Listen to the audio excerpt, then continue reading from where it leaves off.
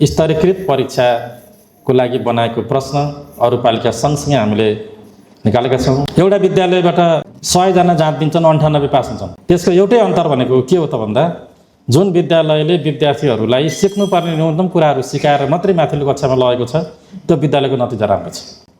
जुन विद्यालयले सिकाउनु पर्ने कुरा नसिकाइकन माथिल्लो कक्षा चढाएको छ त्यहाँको नतिजा नराम्रो छ। प्रत्येक विद्यालयको पोर्टफोलियो, प्रत्येक विद्यालयको अवस्था, प्रत्येक शिक्षक साथीहरूको अवस्था हामीले माइन्युटली हेरेका छौँ, हेरिरहनेछौँ। राम्रो काम गर्नेहरूलाई प्रशंसा गर्ने हो, काममा राम्रोसँग भिज्न नसकेका साथीहरूलाई कारबाही गर्ने हो। यो दुईटै काम हुन्छ। कमजोर र राम्रा विद्यार्थीहरूलाई सँगै राखेर एउटै हिसाबले ट्रिटमेन्ट गरेका छौँ। जसरी हस्पिटलमा विद्यार्थीले बिरामीको ट्रिटमेन्टको लागि धेरैवटा परीक्षण गरेर व्यक्तिगत रूपमा उसको कमी कमजोरी हेरेर त्यसको आधारमा ट्रिटमेन्ट हुन्छ, त्यसै गरी विद्यालयका शिक्षक साथीहरूले पनि उपचारात्मक शिक्षणमा ग्रेडका कुराहरू यस्ता खालका कुराहरूमा बढ्ता ध्यान दिनुपर्ने हुन्छ। विद्यार्थी छन् र विद्यालय चलेको छ, चाहे संस्थागत हुनु चाहे सामुदायिक हुनु। सामुदायिक विद्यालयमा नेपाल सरकारले लगानी गरेको होला, नपुगेको पैसा अभिभावकले तिर्नु भएको छ। संस्थागत विद्यालयमा अभिभावकको पेमेन्टबाट स्कुल चलेको छ। त्यो उहाँहरू सबैको उद्देश्य भनेको गुणस्तरीय शिक्षा नै हो।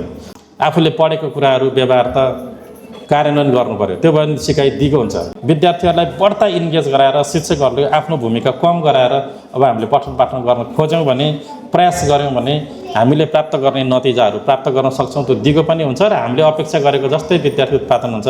त्यसले हुनाले यतातिर पनि बढ्ता चिन्तनशील हुन र अभिभावकहरूसँग धेरैभन्दा धेरै सम्पर्कमा रहेर अभिभावकहरूको परामर्श चाहिँ अति धेरै गर्नुपर्ने अवस्था देखिन्छ।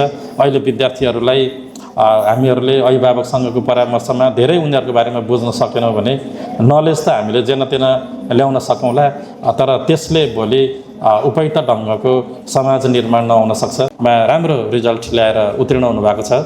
आगामी दिनमा भोलि 10 कक्षामा 12 कक्षामा र सबभन्दा राम्रो त अब जिन्दगीका हरेक पाटोमा सफलता मिलोस्, त्यसको लागि दत्तचित्त भएर अगाडि बढ्ने प्रेरणा मिलोस् भन्ने शुभेच्छा व्यक्त गर्दै आजको यस कार्यक्रममा आफ्नो मन्तव्य यहीँ टुङ्ग्याउँछु। नमस्कार।